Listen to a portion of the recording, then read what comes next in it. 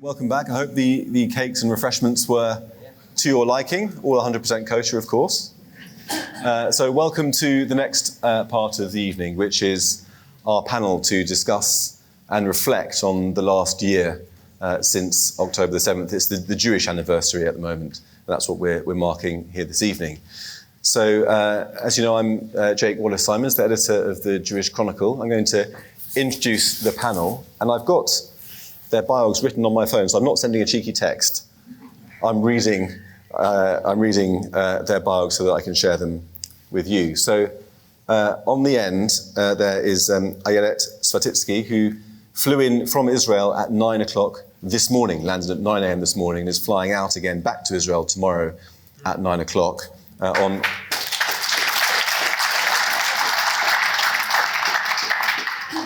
El Al, I presume. So thank you for making that huge effort to join us, Ayelet. We're honoured to have you here. Ayelet was one of three siblings. She had two brothers, Roy and Nadav, and she's the only one to have survived October the 7th.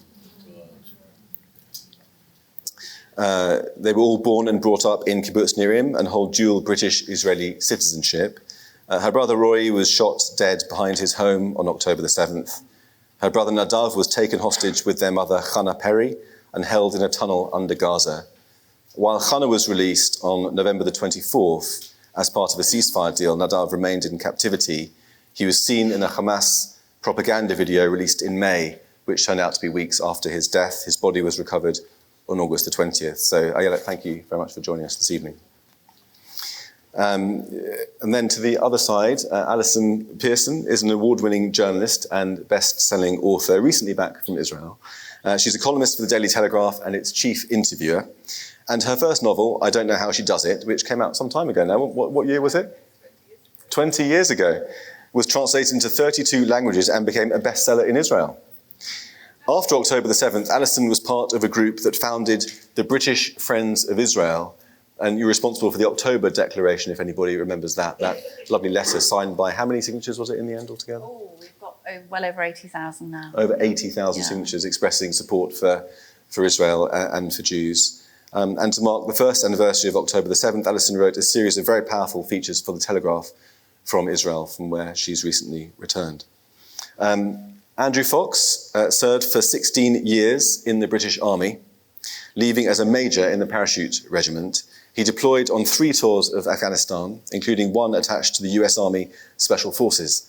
He then became a senior lecturer at the Royal Military Academy at Sandhurst, and he's now a research fellow at the Henry Jackson Society, specialising in defence, the Middle East, and disinformation.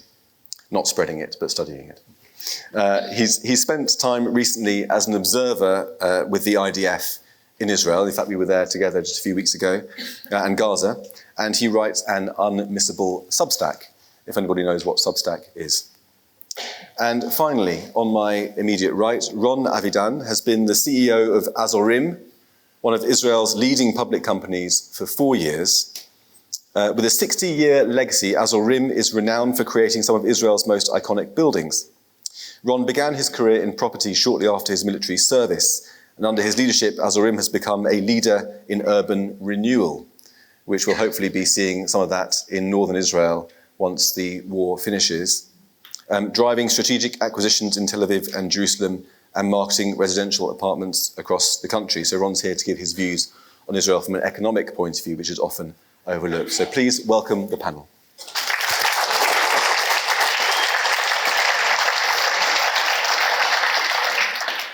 Just before we start, just to convey Moren Litman's apologies. She was due to be here this evening, but unfortunately her filming schedule changed and she's now filming, so she couldn't be here, but she promises to be at the next one whenever that comes round. So Ayelet, if I can just start with you. It's been an extraordinary year in all the worst ways for you more than anybody else. And I wondered if you could just share some of your reflections on the journey you've been on and what your thoughts are and conclusions are at the moment as we stand a year on. So, first of all, I'd like to thank you for inviting me. I'm honored to be here. as part of all the things that change, all of a sudden certain words sound weird. So saying, I'm happy to be here. Happy is one of those words I've lost in the past year. It's gone, it's disappeared from my vocabulary. So hopefully I'll get it back one day. So happy is one of them. So thank you for having me. Reflecting on the past year is a bit of a strange thing, because in many ways, the year that started on October 7th of 23, for me is still one long day that's still going on. So as you've heard, my family lives on Kibbutz Nirim. Kibbutz Nirim was attacked on October 7th. My eldest brother, Ro'i, who was 53, was murdered on the day. And my mom and my other brother, Nadav, who was 51, were kidnapped, and my mom was released. And Nadav was later murdered in captivity, and his body was recovered in August. So first of all, we had to deal with the trauma, the immediate trauma of what had happened to us on October 7th, but also get into a very active mode really quickly, because my mom was held captive and Nadav was held captive, and we realized that around 250 hostages in Gaza. So we needed to start acting quickly. For me, it was mainly doing media interviews and flying on delegations. So I've been to the UK, I've been to the UN, I've been to Qatar this past year. This is my 9th journey out of Israel since October 7th. But also, among all the pain and the worry for my immediate family, and then for all the other hostages, everything was happening at a very confusing order. Things that we used to were not happening the way we were used for them to happen. So for example, when Roy was murdered, his kibbutz told me the next day, so I knew the outcome of October 7th as related to him. But his body was not released for burial for 19 days. And so his funeral was only 21 days after he was murdered, and his Shiv'ah, his funeral and his Shiv'ah, I was the only remaining immediate family of him in Israel at the time, because my brothers weren't married and they didn't have wives or children, and so Nadav and my mom were taken hostage, and so I was the only immediate family of Ro'i at his funeral, and then I was the only one to sit Shiva. It was the same with Nadav. First we've heard of, it was confirmed that he died, then we said Shiva. And then when the Shiva was over, we didn't have a grave to go to. So the rabbi had to come to our house to end the Shiva at our house. And then on the 30th day, we didn't have a headstone or anything, so we had to put a headstone in memory of him at the cemetery. And then his body was returned. So we had a funeral, but you don't have another Shiva. Everything was upside down, and we had to get used to so many different ways of doing things. And so I think for me personally, I'm still going through the process of understanding what had happened to me, to my family, to my community, and to my country. I haven't started grieving yet. We are still taking care of so many logistics regarding my mom and regarding my brothers. So for me this year, it's still one long ongoing day. I'm still, as you can see, I'm still a part of the fight for the release of all the hostages because we had a really bad outcome. So I'm still part of the fight for those who we can still save and for those who we want to return home for burial. And so it's really hard to summarize. It's still a process. So I remain hopeful that we're going to see all the hostages home, and then we can truly, truly begin our healing.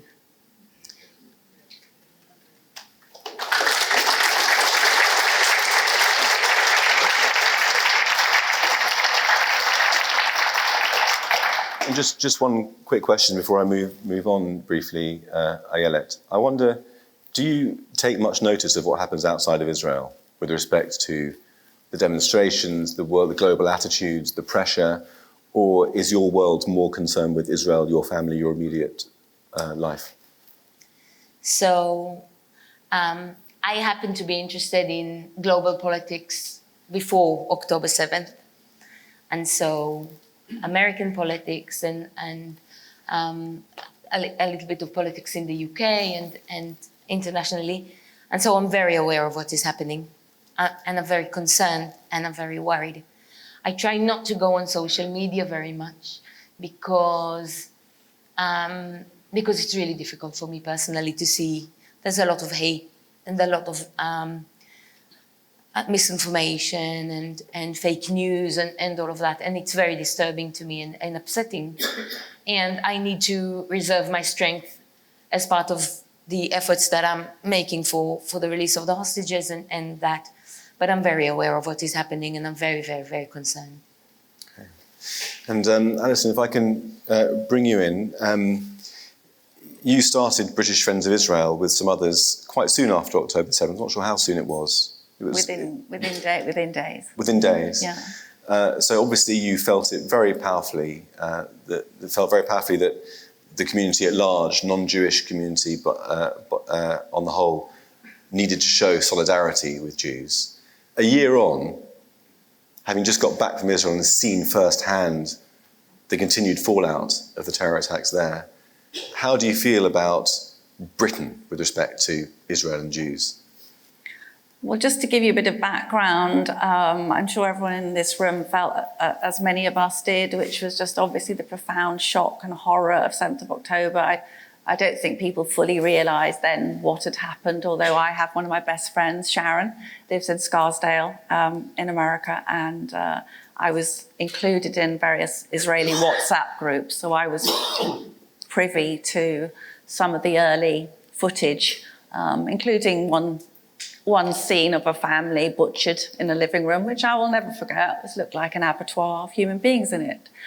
So I was obviously very shattered by that. And then what we saw really quickly was Israel was not allowed a moment of sympathy. And with indecent haste, I thought, the attention switched to Israel, the IDF going into Gaza. And as Andrew will tell you, they hadn't even gone into Gaza when this switch in sympathy was happening. And my friend, the author Laura Dodsworth, she texted me and she said, "I feel so helpless, what can we do?" So that was when a group of us, Jan McVarish is here with us today, Toby Young of the Free Speech Union, Ian Rons, Francis Hoare, the barrister, we all got together and we hit the phones and we tried to come up with 250 basically very prominent people who would lend their names to the British Friends of Israel. And we drew up something called the October Declaration, which some of you may have read. We were very lucky because Sir Tom Stoppard, I think our greatest living writer, helped us shape the October Declaration. And one of the things Tom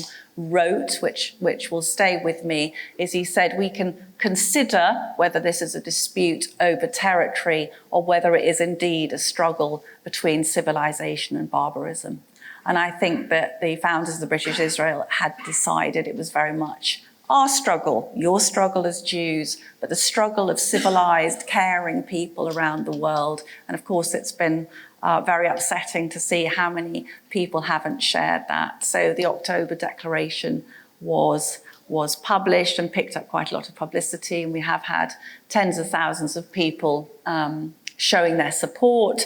And the practical thing we can do, maybe it's not much, but if there's ever some terrible thing on the radio or TV, by which I mean grotesque anti-Israel bias, which pretty much happens every morning in my house, I must say, and we have a mechanism for telling our supporters, sending them a link whereby they can complain to the BBC, they can complain to Sky, they can complain to Ofcom. I spend an awful lot of time complaining. So that's what we've tried to do, and the British Friends of Israel basically said, we want to show solidarity with British Jews. We want to oppose anti-Semitism wherever it is, and we believe that Israel has the right to defend herself. And I have to say, in the first part of the 21st century, it felt very, very strange to be having to assert this thing. We didn't think that we would ever have to assert it again, but indeed we have, and anti-Semitism, as we all know, has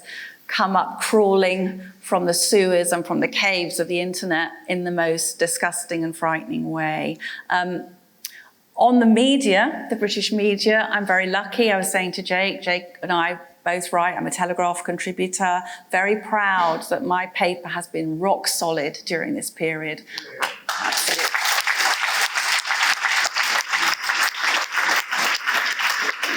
And whenever we have an opinion column on Israel, I just think, thank God, thank God, because they're not wavering at all.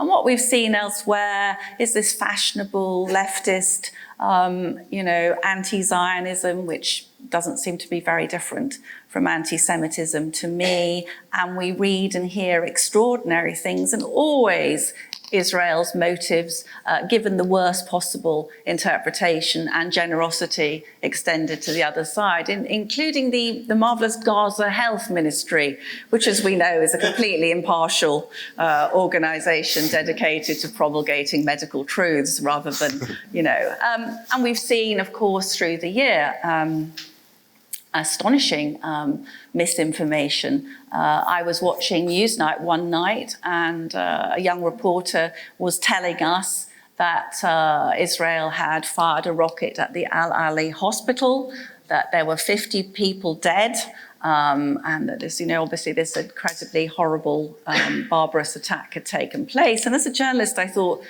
you can't possibly know what's happened. You're telling us a suspiciously rounded number of the casualties. How have you who's decided that 50 people have died? Where is the proof the hospital has fallen down? And as we know, subsequently that was retracted, and indeed they didn't know how many people had died. The hospital hadn't been hit. It was the neighbouring car park. But Jeremy Bowen, who's the BBC International editor, said he got it wrong, but he wasn't sorry he got it wrong. It was hit by a terrorist rocket, not by the IDF. Yes, it was hit by a terrorist rocket, not by the IDF. So I'm sure everyone here will have examples of these, absolutely astonishing things. And as Jake said, I just want to quickly say, I was asked to write something for the anniversary of the 7th of October. And I think that Andrew will know more about this, but I think although Israel has been winning the ground war, Hamas has sadly won the propaganda war, without any doubt at all. And they have been ingenious we've heard recently that Iran is funding, campuses and so on to spread these things. And I am heartbroken as the mother of people in their 20s that young people are marching, lending tacit support to some of the worst people in the world.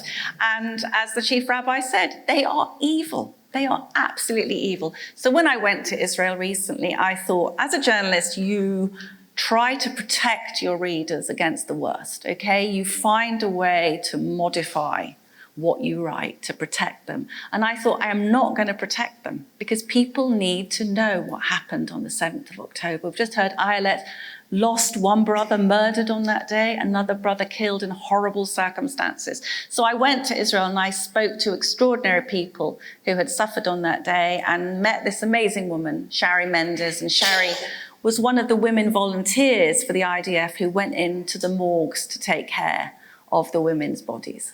And Shari said in the most unvarnished way what she'd seen, absolutely shattering and obscene. And the things they did to those young women, horrific. And I said to Shari towards the end of our interview, how many of the girls' bodies could be shown to their parents? None. Not one. Not one in a fit state to be shown to her mother or father.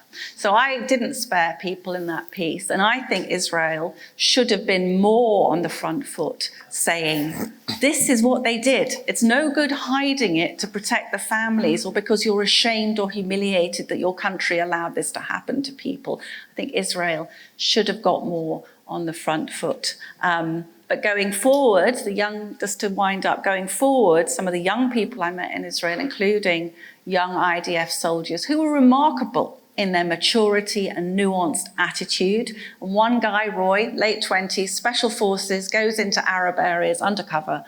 And I said, he's reading philosophy on the side to try and understand evil. And he said, we need to be less arrogant and listen more. And I think those young people, Israeli, amazing young Jewish people now, going forward, the emphasis has to be on saying to young people around the world, Israel is fighting for you, for your young women's rights, okay, so that you can live as free people. And finally, Merav, the mother of Romy, who is a hostage today in Gaza, Merav said to me, I don't think it's just anti-Semitism. She said, I think they hate freedom, all right? So we have to recalibrate this fight now. This is our fight. It's your fight in the front line. It's Israel's fight, but it's the fight of every decent person in this world.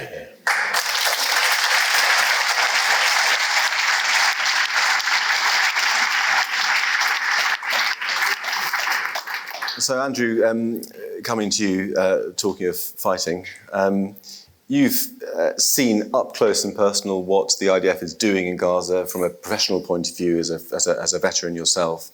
I wonder if you can talk a little bit about what you've seen and the gap between the reality there and the perception around the world, and what can we do about bridging that gap? So the really quick and easy answer to that is that this is a war and it's being presented as something utterly, utterly different. If you look at any photos from Caen in 1944 after D-Day, if you look at Berlin at the end of the Second World War in 1945, and then if you look at any other urban battles that have taken place in the last 20, 30 years, they look identical to Gaza.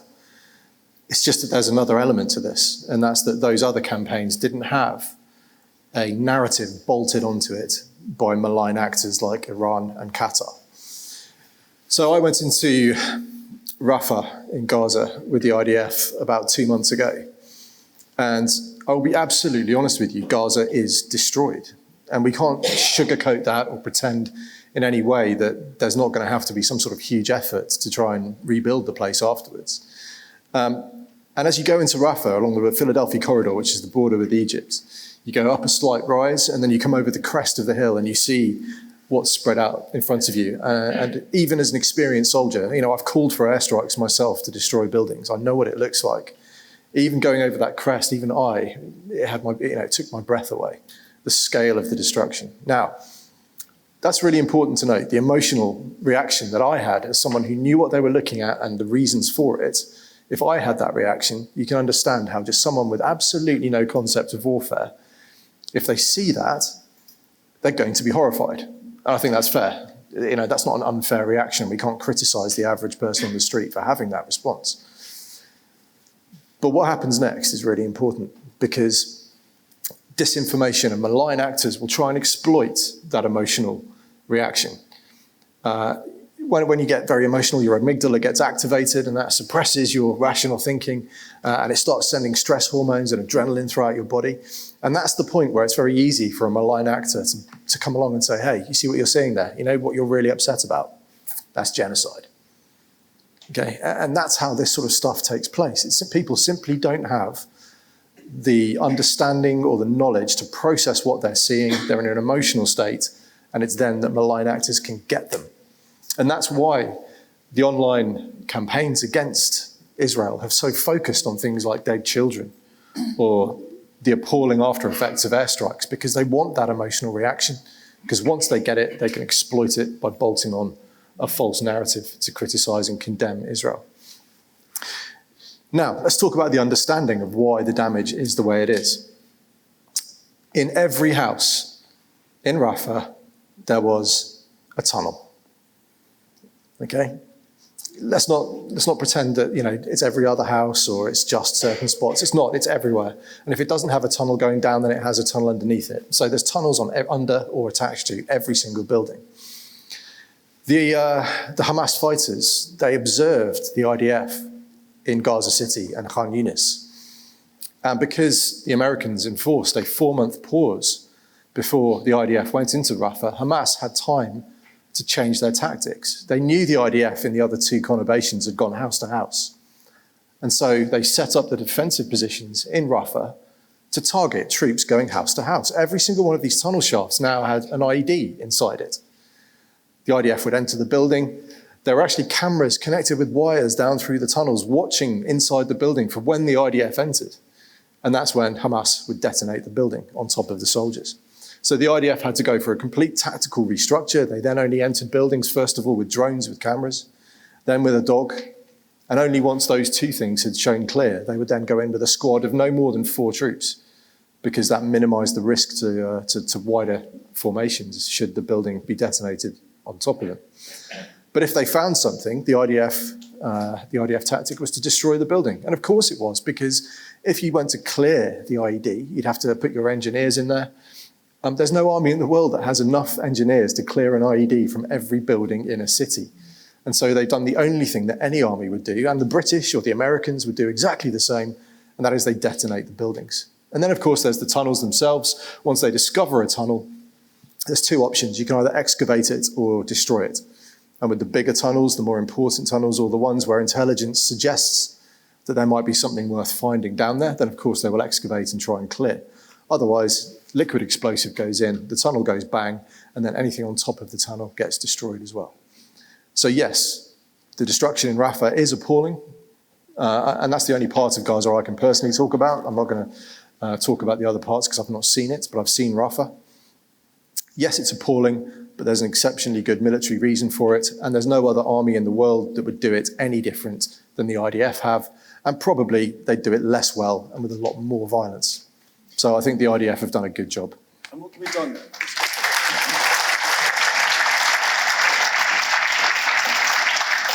I think the question on everyone's mind is, how can we get that across to more people? Because it's in that view is in such a minority. You can read it in the Telegraph, but that bits in the Mail, maybe occasionally in the Times, but that's about it. On social media, it just feels like howling into the darkness, into the void. Have you got any thoughts about how that can be improved?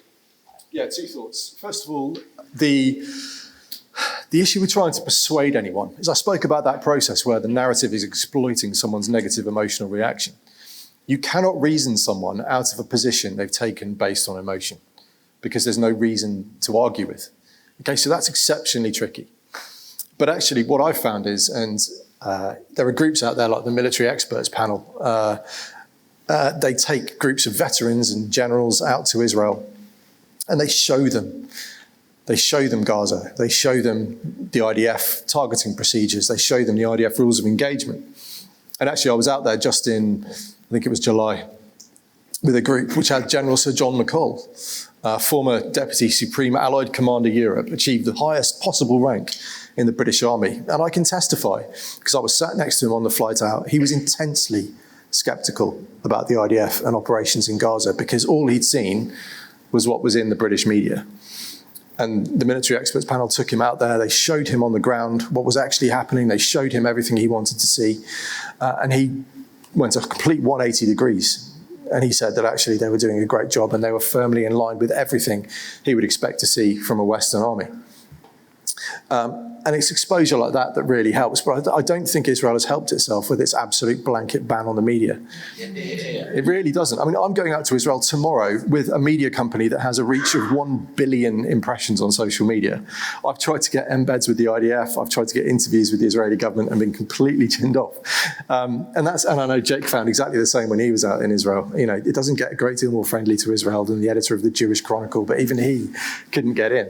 So I don't think Israel's helped itself in terms of the media. But I think there's evidence out there to say that when you show people the truth, they will come back and report the truth. And Israel has to do more of that, or people are just going to fill the void created with their own narrative. And that's what's happened. There's been a vortex, and malign actors have filled it with their own narrative. Israel has to try and find a way to reclaim the narrative, and that means showing what's happening to the world's media. Why don't Well, I'm going to do an epic name drop. So we had a meeting with the Prime Minister of Israel, Mr. Netanyahu, and Sir John McCall did put that point to Bibi, and his reaction was, "I don't know,"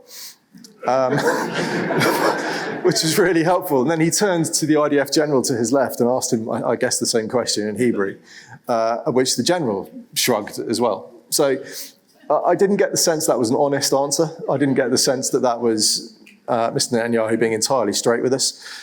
First of all, I think there's a paranoia about Western reporting. They're worried about the bias that might come in. Secondly, the IDF is incredibly secretive. They are quite a hard bunch to work with if you're not Israeli. And thirdly, I think there's an element that they just don't care. They're going to do what they do, whatever, and media be damned, I suspect, is the third element. Yeah. I think that there's been an attitude that's been quite prevalent in Israeli culture and society, which is the Millwall attitude: no one likes us, we don't care. Or to put it in another way, we know that what we're doing is right. Why have we got to prove it to anybody else? We don't have to. Who are they to sit in judgment over us? It's that sort of Jabotinsky idea. Yeah, we haven't got anything. We came before them. We'll be here after them. Who cares? They're going to lie about us anyway. It's not just that we don't care. You have to understand that the hands of the army are really full. We have the South Front, the North Front, the West Gaza Front, and of course, Iran Front. And the army is preoccupied. I mean, it's not that I'm saying that there is nothing to do. There is a lot to do. But the army right now is fully concerned about the numerous missions that he has to fulfill simultaneously, and not to mention the Yemen threat and from Iraq, and name it. And Ron, if I may, I think my response to that would be that there is a front that Israel has just not fought. Like, information is really important in 2024, right. And I would argue that the information front is almost as important as the Gaza front or the Lebanon front or the Iranian front. And the reason it's important is because the vortex of information that's out there has created the ability for South Africa to bring cases in the ICJ. It's created the ability for the prosecutor to apply for arrest warrants in the ICC. Agreed. And it has also created a huge amount of pressure and abuse on the Jewish diaspora around the world, because Israel hasn't fought one of the key fronts in this war.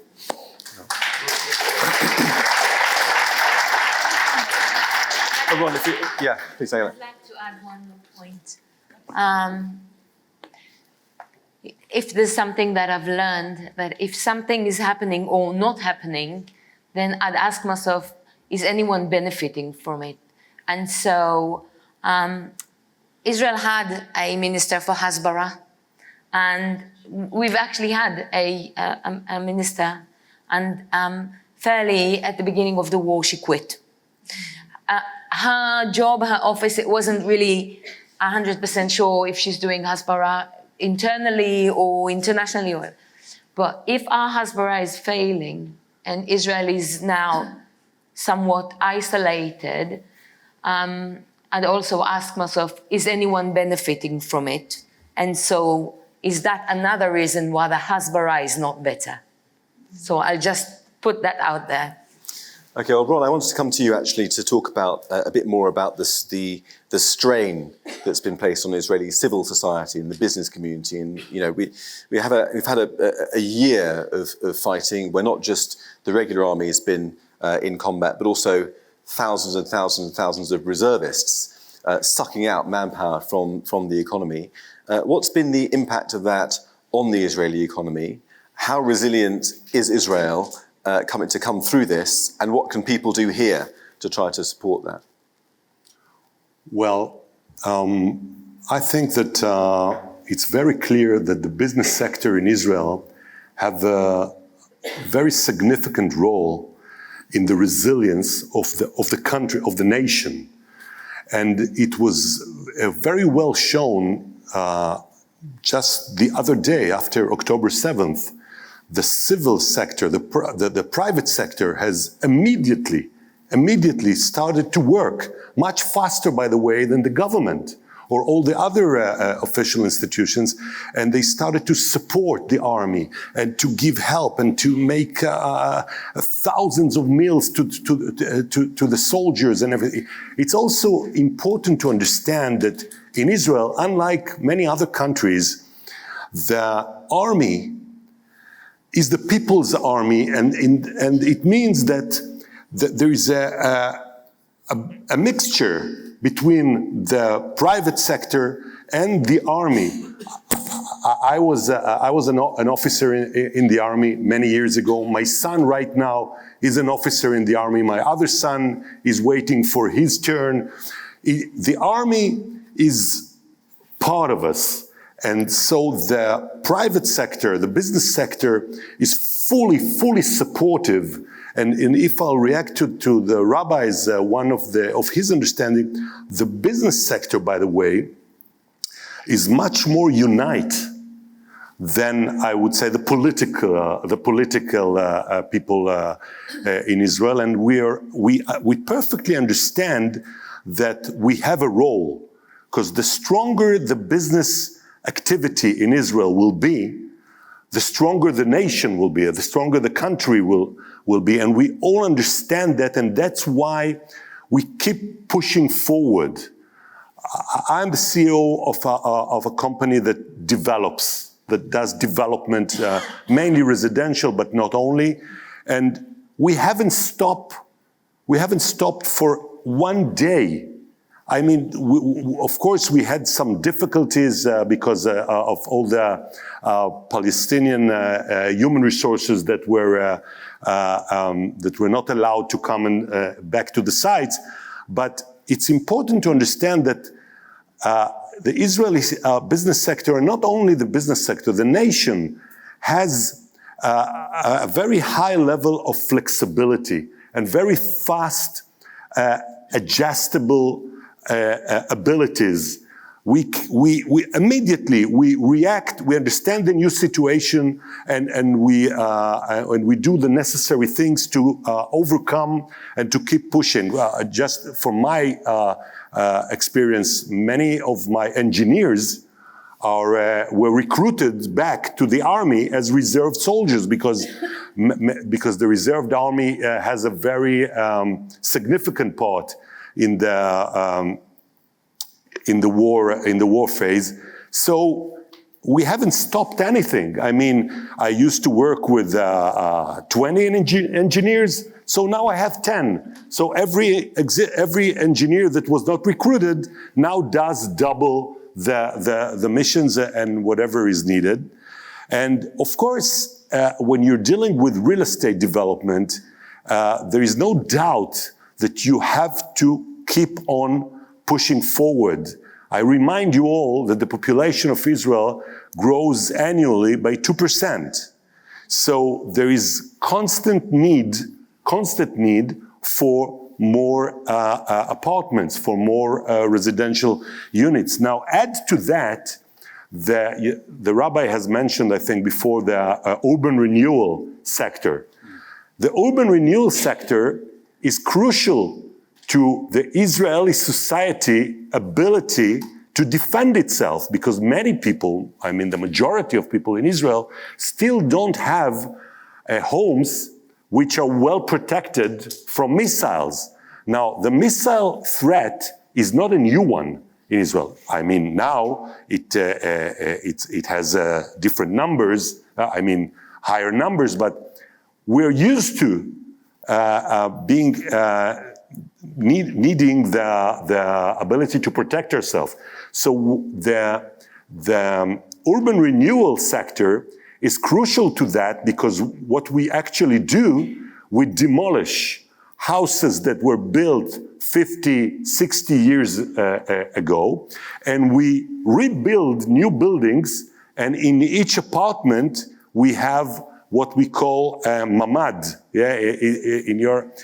in English, safe room or anti-bomb shelter, or anyway, because, and the people know, and it doesn't matter where you live, whether it's the north, the south, or the center, whenever the sirens go on, you have to immediately leave everything and go and protect yourself, and that makes a big difference in the decisions that the army then takes as a reaction to the attacks that we have been attacked. I think what the extraordinary thing that's coming across from what you're saying is how the private sector and civil society, it's not just my business for me and my employees and my family, but it's for the country, for the wider family, for Am Yisrael, for everybody. It's seen as part of the national effort to struggle for survival. And I just wanted to bring Alison in again to respond to that, because it's such a contrast, isn't it, with British society here.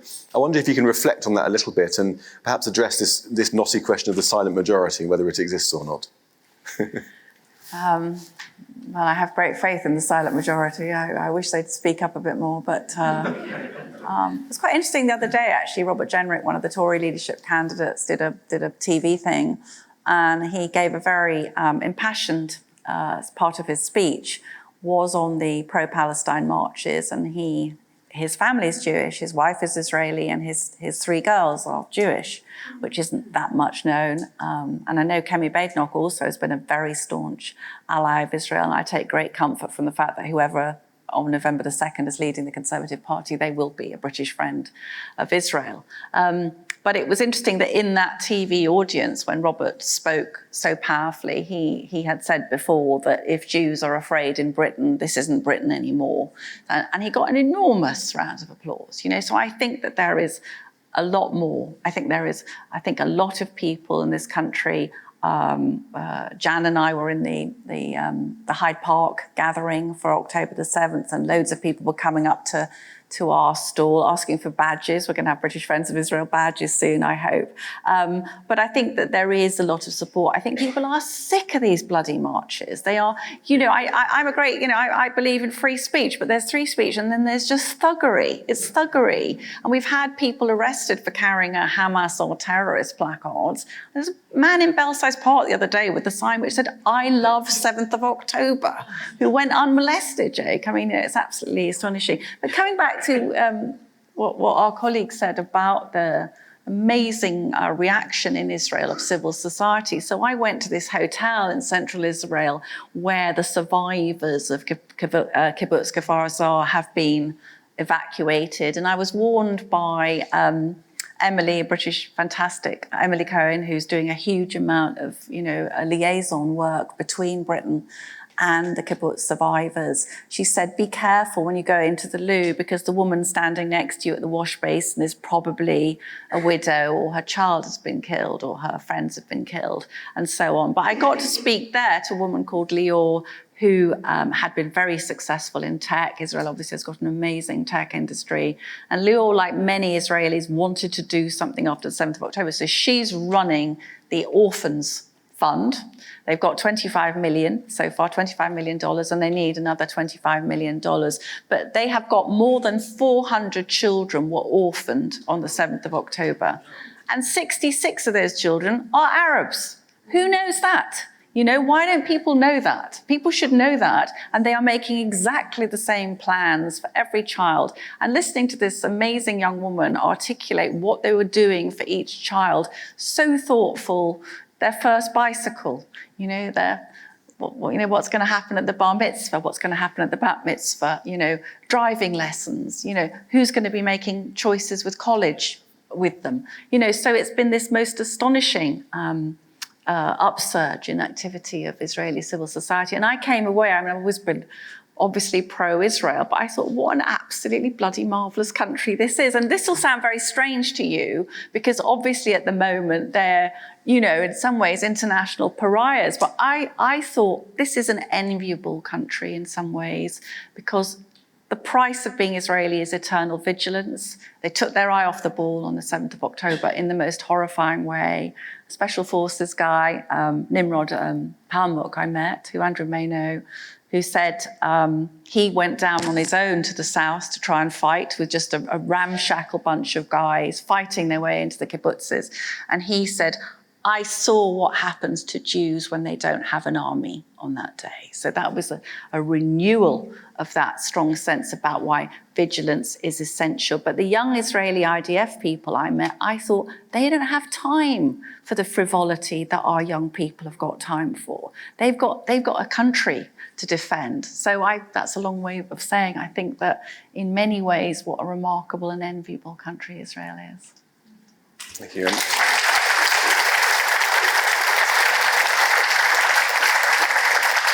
So we're going to go to questions in a moment, but I just wanted to ask Ayelet, just to finish off this bit of the evening, do you feel this friendship that Alison is expressing from people outside the Jewish community in Britain and America and elsewhere around the world, do you feel that coming across to you? Does it help? Yeah, I feel it 100%. Like I've said, it's my 9th trip outside of Israel since October 7th. It's my 7th to the UK. And every single time I came, whether it's from the Families Forum, from who are, is representatives in the UK, whether it's with the community. I remember the first time I came was 2 weeks after October 7th. My mom was still in the tunnels with my brother. And we've been on a delegation with the Foreign Office of Israel. And we've been invited to the synagogue. I think it was in South Hampstead and we just met with the community. And after the horrors that we've been through, for one evening, not to feel alone, and it was 2 weeks after, and we could already start seeing where the world is going, and knowing that the whole entire communities that are going to stand by our sides and shout with us and pray with us and cry with us. For me, that day was so important, and I take a lot of strength from that day and from other events that have been. I'm going to take that day for the rest of my life. Just being able to be supported and surrounded by friends and pray together, it meant the world to me. And every time I come, I tell people, your support means to us, to the families of the hostages and to the families of those who've lost their lives. It really does mean the world to us to know that the hostages haven't been forgotten. I speak to other families who have either British hostages or hostages with strong British ties, who are not necessarily British themselves, but I have very strong British ties. And I didn't even know that up until lately, some British citizens don't even know there are British hostages in Gaza. And I found that astonishing. And so each and every one of you who raises that awareness in your communities and in the world, it can save lives. Thank you. Okay, so just quickly before we go to the questions. After the war day will come. It will eventually come. And I think that then the state of Israel is going to face a huge challenge to rebuild the ruins in the south, in the north, cities half demolished. And there's going to be a huge challenge, and no doubt in my mind that we will overcome it. And we will be stronger after that, but we would need the support of the Jews all over. We will need that support, and I'm sure that better times are ahead of us. Thank you. Yeah.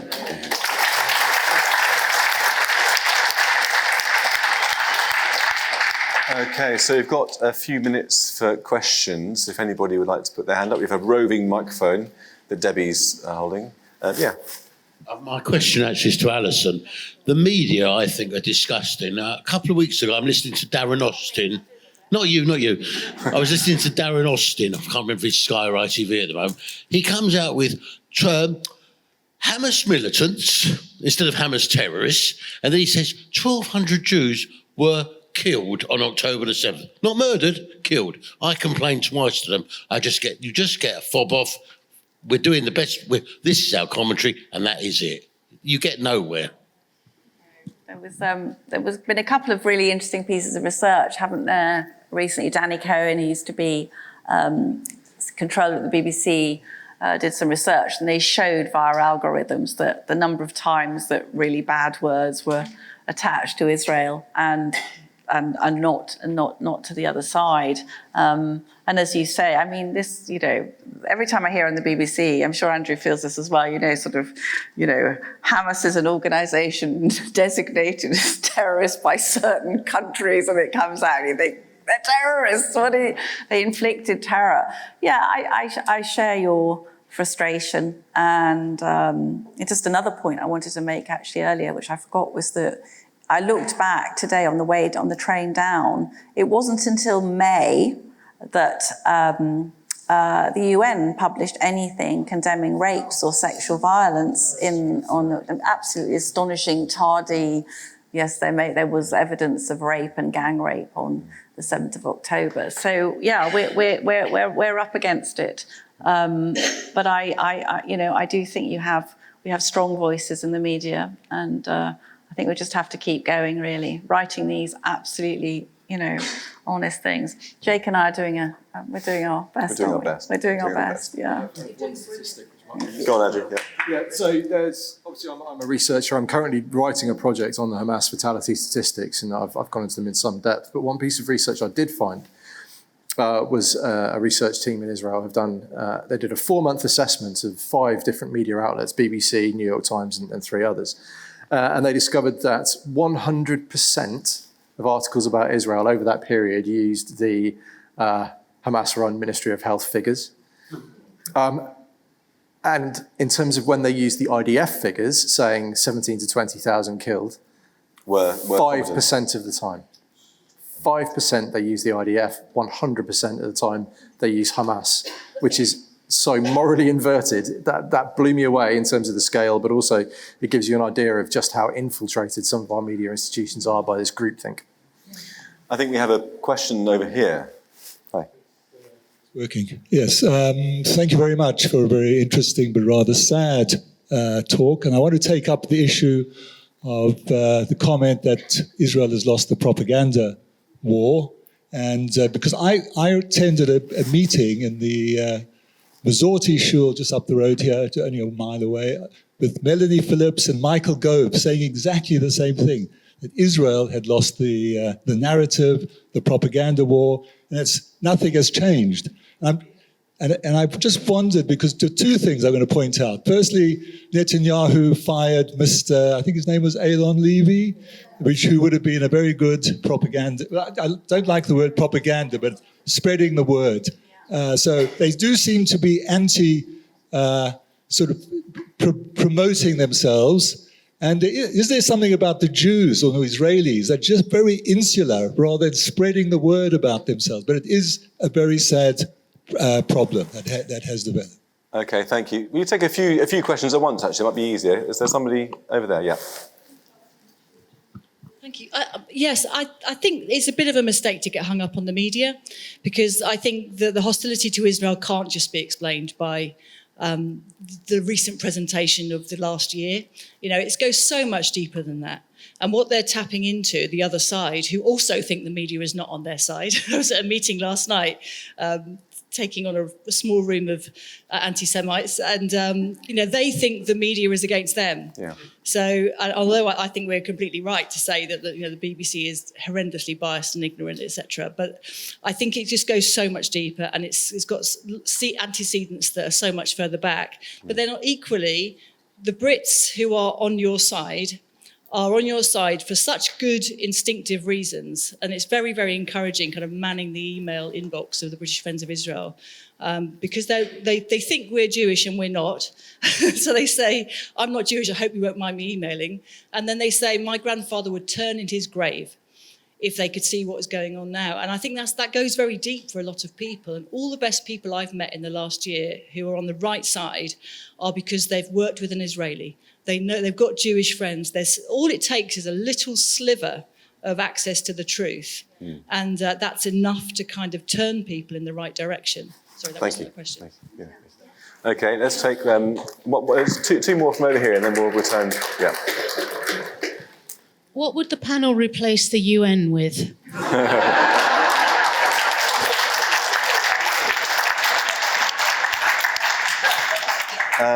Okay, Andrew, what would you replace the UN with?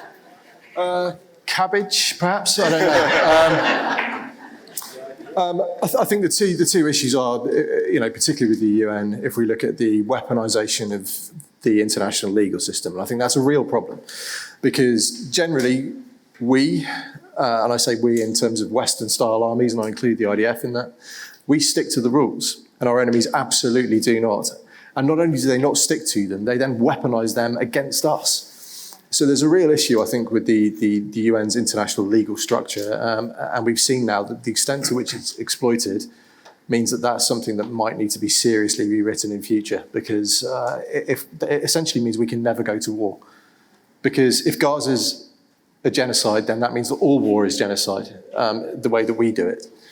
And that's a real problem, because obviously it isn't. So yes, that's what I'd start with. I'd start with the weaponisation of the UN-driven legal system. I'll do it. Right, let's take another question just over here, from this side.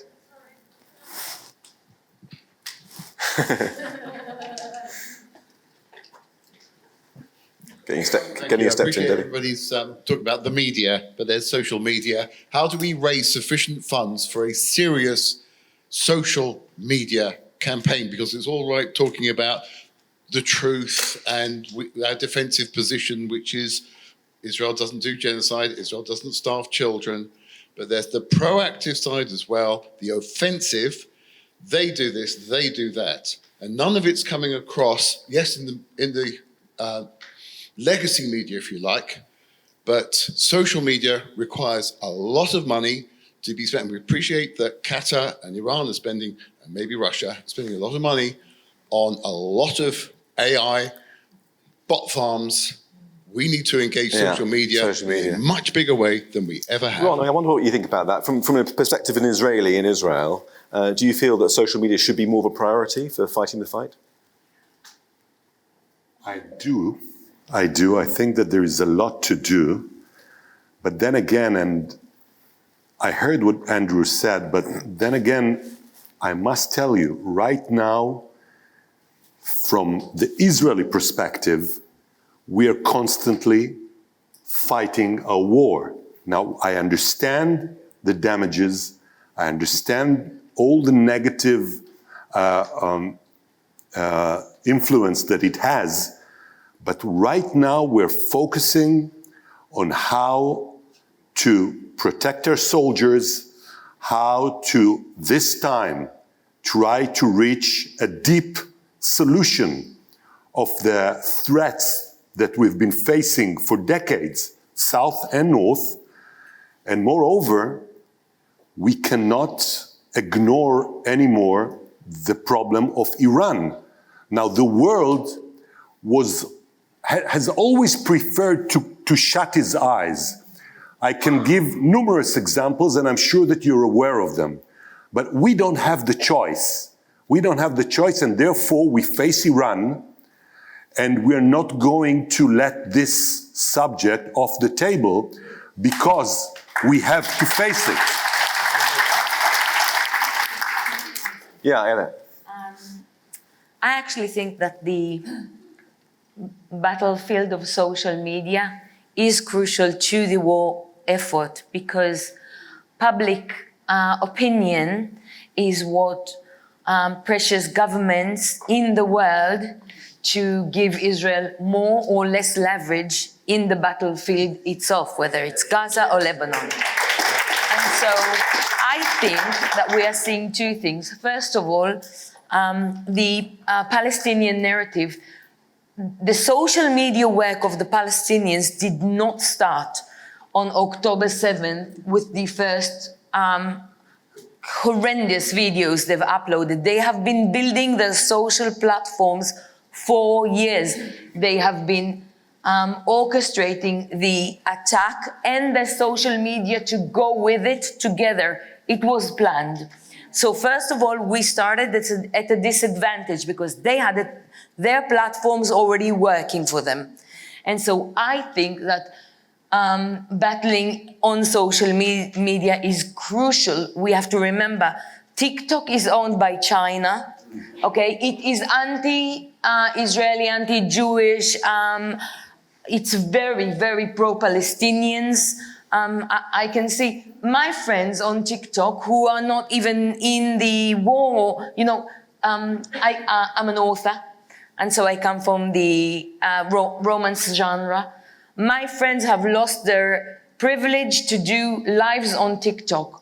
In the books, in the romance genre. And so we see... Because they're Israeli, you mean? Because they're Israeli? Yes, yeah. Because their TikTok is Israeli.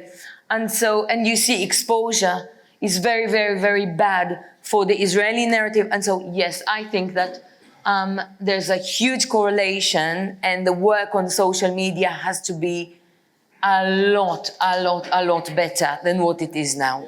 Okay, thank you. Right. Sorry, I'm going to take just another few questions, then we're going to conclude. So last time. So yeah, over there. Just focus back to the UK. Yeah. Our enemies are becoming more numerous and more emboldened. We've now got MPs for Gaza. We see the weekly marches. We've got on the panel some great friends, but non-Jewish people looking at us. We've got Israelis looking across at us. Do you believe there's a future for our children and grandchildren here? Good question. Okay, let's take a couple of them, take a cluster, and we'll see where they land. So, yeah, there's an enthusiastic hand here in the middle. Yeah. So on the 13th of April, 300 missiles were fired at Israel. And on the 1st of October, 181 ICBMs were fired from Iran to Israel. And obviously, not many of them landed. But just say 10% or 20% had landed, and obviously the response that Israel did a couple of days ago isn't enough. What would it take for Iran to fire into Israel for a proper response to destroy or do something to Iran? Because if anyone, even half of them, Israel wouldn't have existed at all as we know it today. Thank you. Okay, let's try to take one more. Oh, yeah. Oh, sorry. There's a man at the front. Yeah. We'll try and fit the man at the front. All right, just one. Yeah, you go first. Very quickly, thank you, Ty. Yeah, that your stories is so important that we keep hearing the stories. It is really appreciated, your bravery and everything like that.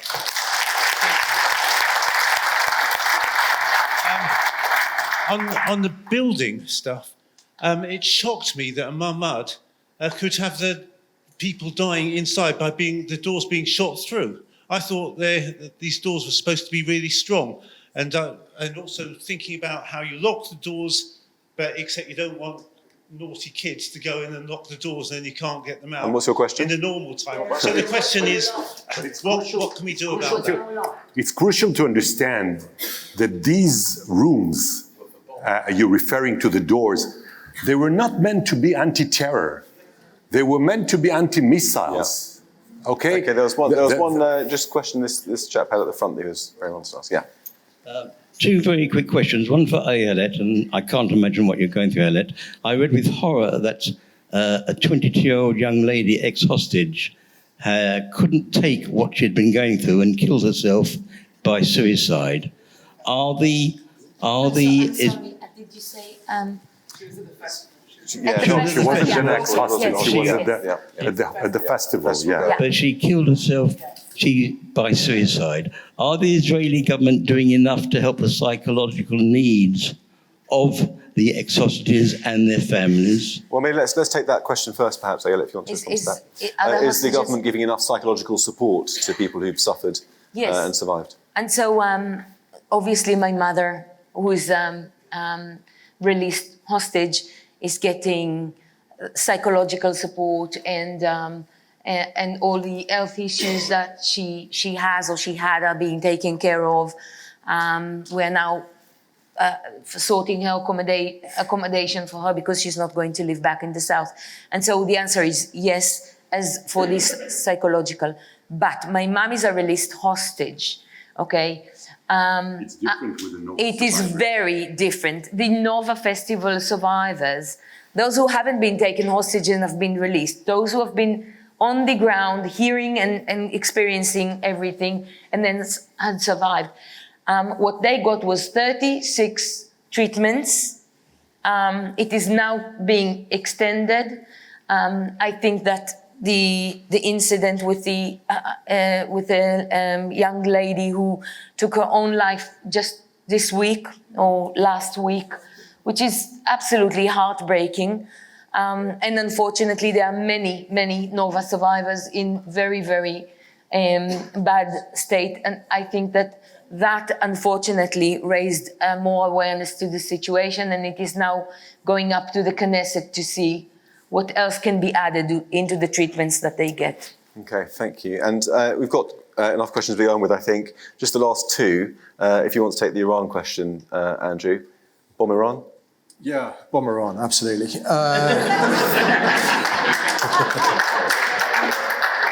Okay, this hinges on deterrence. The big question is, has Israel done enough to deter future attacks?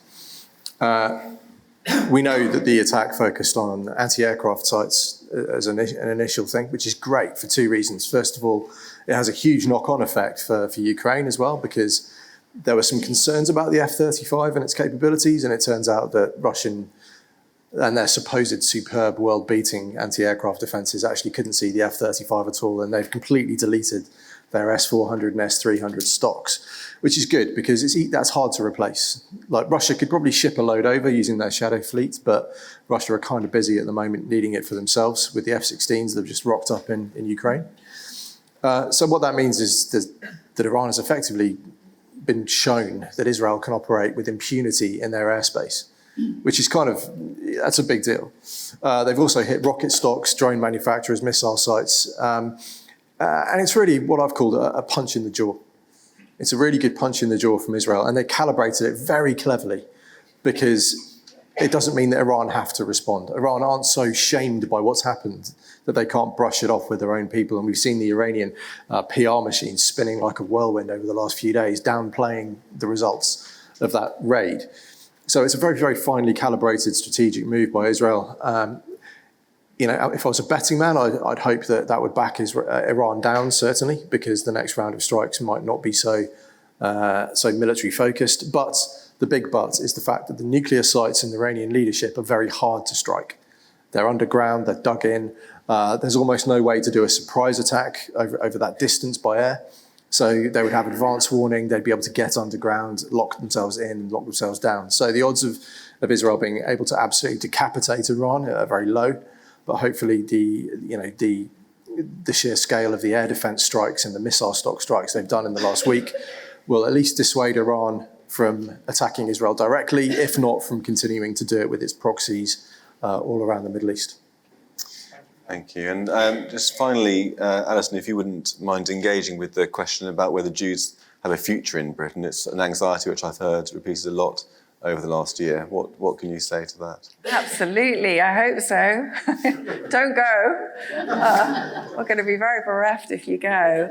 Just picking up from Andrew, actually, I think that, first of all, I would make the point that a country so ingenious that can plant a little small device in every Hezbollah pager has got to be able to launch a successful social media campaign, haven't they? I mean, come on. The second point, this is a complaint I've made to the editor of the Jewish Chronicle, ironical is whenever people say, you're Zionist paymasters, where's the check, right? You know, still waiting. They're very slow paying, those Israelis, aren't they, really? But just quickly, this point about the UN, right? So what we had in this attack that Andrew just so brilliantly described to us was in those planes were a number of young women pilots and young women Jewish navigators. How bloody marvellous was that? Absolutely brilliant.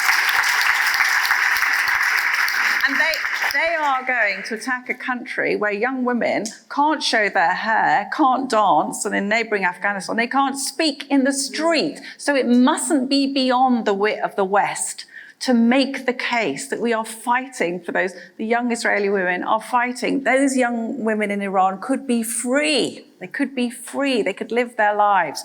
And I think that underpinning what we're talking about today is a cowardly and complacent failure by the West to make the case for its own special values. So I think Israel is having to make that case and doing the dirty work for the West. And just finally, I don't know if anyone saw a recent G7 summit, or at the UN actually, and President Milei, my bit of a crush in Argentina's president with the Engelbert Humperdinck hair, and he stood up and he gave it to them with both barrels. He said, this is a place where you have given the chairmanship of the Equality Committee to Saudi Arabia. That is how terrible these people are. So I think that the hopeful way forward is to leverage the fact that the countries Israel is fighting, which we should be fighting, are suppressing the rights that are so important, intrinsic to our society, and turning that narrative on its head.